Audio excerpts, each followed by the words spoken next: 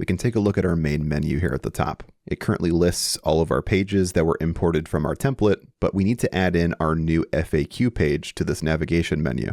And I would also like to update our site's logo. And to do this, we're actually going to have to leave the Elementor page builder and open up the WordPress block editor. To get there, start by going to the top left and clicking on the Elementor logo. Click on Exit to WordPress. Then go back to the top left and click on the WordPress logo.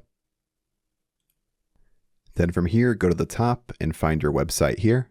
Click on Visit Site. Then go to the top and click on the Customize button.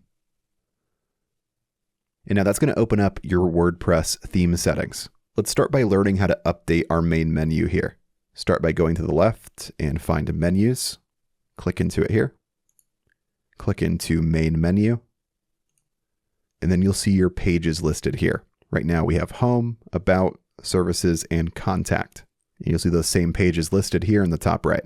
To add in our FAQ page that we created just a moment ago, click on Add Items. Find the page you want to add, and then click on the plus icon. And if I click back into my website on the right, I'll see that new page has been added here in the top. You can also reorder your pages within your main menu as well.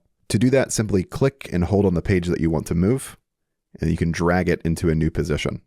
I'll drag it here and drop it, and you'll see that it's now listed after my home page. Once you're happy with your changes, go to the top and click on Publish.